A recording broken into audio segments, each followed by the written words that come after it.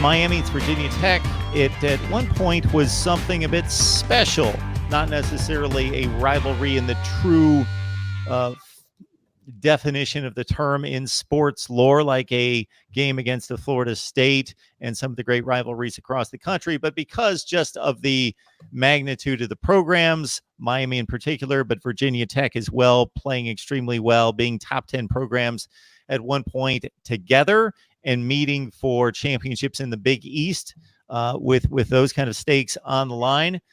Is there any kind of cachet to this game anymore, Cam? Not right now, honestly. Virginia Tech is reeling. They just got blown out by Duke on last Friday night. Miami obviously is only 2-2, didn't look good. The last time out, I lost the first two games of the year. So 3 of the 4 didn't, look the way that you want them to look, either from a results or a process standpoint. Right now, no, this is not Miami Virginia Tech from 2001 when Mike Vick was there. When the Canes were challenging for and winning championships. This is not that. You have a Miami team that's really trying to find its identity and settle itself. 5 straight weeks or 6 straight weeks with the game now after our second bye week of the year. Second bye week because we had week 1 off after playing week 0. So Miami has 3 bye weeks. Most teams have 2 because the way the calendar falls, there's an extra Saturday in the schedule this calendar year. So Miami, gets an extra bye week. We're digging into the meat of the schedule. So for both sides of this game, both sides of this matchup, you really have to look interior, not exterior. This is not, in 2017, the last time these teams played down here, that was in conversation for being a game day game.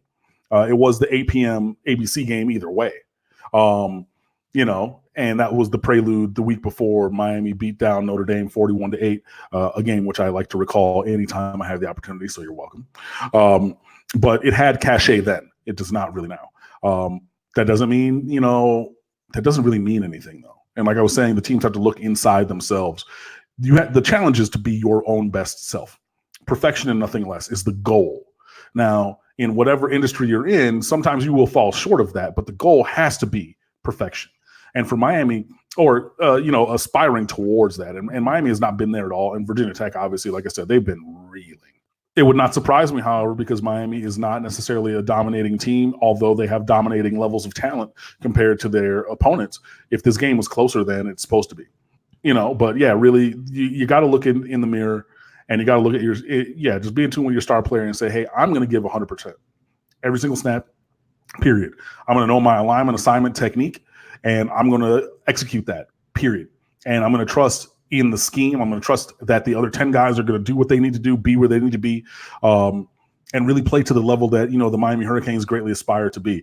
But, and look, Virginia Tech, they know that they got smacked last week. It was their worst home loss in, I don't even remember when, 80s or something, 60s? It was their worst home loss overall, not even just conference loss. Their worst home loss in Lane Stadium in years. One of the worst losses at Lane Stadium, if not the worst loss at Lane Stadium in my lifetime of all the games that Virginia Tech has played. That's a team against the wall, with their back up against the wall. That's a dangerous animal because they have nothing else to lose because they just got embarrassed. You know what I mean? So, there's not really people around the country are not going to talk about this game, but both staffs, both rosters. You got to approach this game like it could be your last. And hey, we've seen guys have career-ending injuries in games. Malik Young, Amon Richards. They get an injury in a game, and you think, oh, they're going to bounce back. Those guys have never played again. And you have to approach it with that kind of gravitas because this is not just another game. But if Miami comes out and plays it just like it's just another game, then either this could be a dogfight or a loss. And I don't think that Miami really can suffer with either one of those after Saturday's game. And when Cam runs down what this game is supposed to be and talks about the magnitude of what Miami's significance as a favorite is, these are the metrics. Vegas says Miami is a 13.5-point favorite. ESPN has them with an 89% chance of winning at home. If you look at the team stats, and this is considering that Miami's played a tougher schedule to date, considering that they played Florida, they played a North Carolina team that took Clemson to a 1-point, 2-point conversion at the end, and have played a couple decent teams, while Virginia Tech has basically played Boston College, Duke. Those are the two best teams they've played. So I would say Miami's schedule's not decidedly enormously better to date, but they've played better opponents overall. And Miami is outscoring Virginia Tech by 8 points per game. They're giving up 12 less points per game. They are outgaining Virginia Tech by some 57 yards per game. They are allowing, let me do the math, 85 yards less per game. Those are significant gaps when you talk about averages per game, because we're not talking about one particular game. Sustaining those kind of average gaps over the course of 4 games for both teams. Yeah, it's like I said, this game should mean more. This was the goal for this game to mean more in the pursuit of a Coastal Division championship when the ACC recruited both Miami and Virginia Tech from the Big East years ago. And just like Mark said, there is disparity in the metrics right now because of who we've played and who they've played, and also because Miami hasn't played that well, except for the Bethune-Cookman game. There were elements to like from the Florida game. There were elements to like from the North Carolina game, but both of those are losses. So how much of that can you really love? So, yeah, this week, I know that Miami is a 2-touchdown favorite. That opened at like 8.5 and got bet up to 14.5 in hours, or 14 and got bet back down to 13.5. But yeah, everybody wants to say, look, again, Miami is a way better team. Miami's in a way better place. Virginia Tech just got blown out by a Duke team that I believe to be decidedly average because, spoiler alert, I just don't think that Duke is that good pretty much ever. I think that their ceiling is 9-3. Honestly and truly, like they're not a marquee program. Like they can come up, they can bounce up every now and then, but like that's a 9-3 program. That's the ceiling. Right, that is the ceiling. That's the ceiling. I believe when they won the Coastal Division Championship in 2013. Yep. 9-3. Exactly. So I mean, they're not anybody's juggernaut, and they blew Virginia Tech out. Fingertips on the ceiling because they haven't done that again. Exactly. That's my point. The ceiling is 9-3, which means they're probably a 7-5, 8-4 team pretty much every year, and they blew Virginia Tech out. You cannot go into this game as Miami just expecting for them to roll over. Again, they are a dangerous, endangered animal. Think about if you have a raccoon in your backyard and its tail is stuck underneath the fence and you try to go over there, right? Just to try to help it out and get it so it can keep going about its way. Think about what that raccoon's going to do. You know what I mean? Like that is a dangerous animal in a dangerous situation. And you might not be prepared to handle that as you come outside with your little broom and everything. You've seen the one on the video of the guy on his deck trying to open the little recycling crate to let the raccoon out. And the raccoon came over there like, yo, I'm about to do something. That's where Virginia Tech is right now. They have nothing to lose. They just got embarrassed on national television by a decidedly average Duke team. Now they're coming down to Miami, and everybody's picking Miami to win by 2 touchdowns going away. If Miami sleepwalks, this is going to be bad. And this is what we've seen from Miami over the course of many years, unfortunately. So I believe, again, and I've said this consistently, Miami is by far the more talented team. One of their best players, Trayvon Hill, left out of there, and he's now wearing 94 in the orange and green, baby. That's perfect. That's wonderful. Great, good, and glorious. But unless you play that way, it doesn't matter.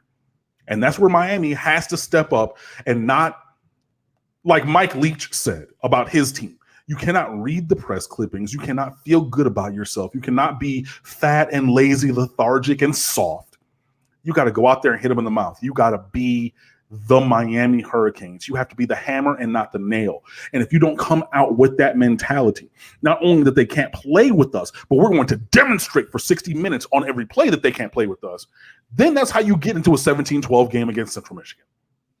You play 8 conference games. You play 6 in the division. You play 2 crossovers. Of course, Florida State is the non-division rival that you play every year, and then it rotates otherwise. So there is a precious amount of Coastal Division games, and you're playing these teams head-to-head. So regardless of the perception of Virginia Tech and the perception in my mind, is pretty close to reality because they have not played well. The team that also lost by 5 touchdowns to Duke could barely beat a Furman by 1 touchdown and barely beat Old Dominion. Were not dominant in that performance and lost to Boston College, who turned around and lost to Kansas by 24 points. But it's still a Coastal Division game.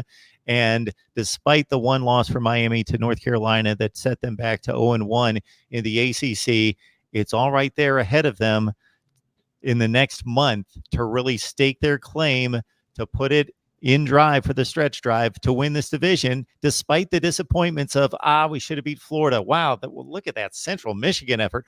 We blew a 4th and 17, lost to North Carolina. The division's right there for the taking. The teams are all lined up right in front of Miami. Yes, and it starts Saturday against Virginia Tech, and then next week, Friday, on a short week against Virginia. That's where it has to start. I can't wait for that game. I mean, look, me either. We're gonna talk about that, but in the future. But we need to focus on Virginia Tech right now, and that look ahead, let down look ahead sandwich kind of thing. Solid Verbal, they talk about that. If you're overlooking Virginia Tech to try to get ready for Virginia Tech again is going to be that cornered raccoon. They're gonna jump up and get you. So you really got to lend everything to this week. You had a bye week to get ready. You know, you got guys who are going to play their first games. You know, Bubba Bolden is finally eligible, 100% confirmed by athletics, by, you know, the coaching staff and everything. So he's going to, you know, be wearing number 21 in the secondary and on special teams. He's playing his first game in 2 years. You know, he didn't play last year at USC. He went to the JUCO. You know, they made him wait the full year of residence from when he left USC. So that's why he's not playing until October. But this guy has not played football since December of 17? Excuse me, not in a interscholastic game. Yeah, he played some, in scrimmage. But come on, bro. Like, he's wearing the orange and green for the first time. Nesta Silvera, who was potentially in line to be a starter, he had foot surgery. He's been out all year long, wearing the number 1 jersey in your hearts and in your program. He's coming out. He's finally going to hit the field. Lorenzo Lingard, finally healthy, hopefully going to get some carries and do something. You got guys who have been sitting idly by, watching the rest of the team, the program, play in a mediocre way, dying for a shot out there. Look, if you follow me, I know that you guys follow Amon Richards on Twitter. Everybody talking about, hey, I miss 82, AR82, where you at? Man, I wish I could go out there, because he had a medical condition. He had to retire from football. You know what I mean? So he would give anything, almost anything, to be out there for a play. And you guys are out here being lackadaisical and losing to bad teams and competing down with the Central Michigan team. That Central Michigan, like, I'm a native Detroiter and everything. And I had friends who went to Central. I partied at Central a couple times, but Central Michigan in football? Come on, what are we doing? And I don't know who's going to be. I don't know when it's going to be, but somebody has to make a play. Somebody has to make some big plays. It could have been Jeff Thomas on that diving touchdown, potential touchdown in the Florida game. It could have been any number of guys on 4th and 17 or any other play on the North Carolina game. Somebody has to make a play to turn this program back around. And it seems like I'm overstating things, but I'm not. Honestly and truly. Somebody has to make a play. Somebody has to do that Najee Harris touchdown from a couple weeks ago. That was one of the best plays I've ever seen. We haven't had anything similar to that. We haven't had any, because nobody on Miami's roster even comes close to the end zone on that play, because they don't make that play, even with similar athletic traits. Somebody has to step up. We got to make plays. We got to step into our destiny and play to the level of talent we have. Please, for me, I hope. Or, we'll be back here next week talking about, Cam, what happened against Virginia Tech? And, Virginia's coming in, and that's what it's going to be, unless somebody makes a play, and then somebody else makes a play, and somebody else makes a play, and you put a lot of plays together, and you play a game.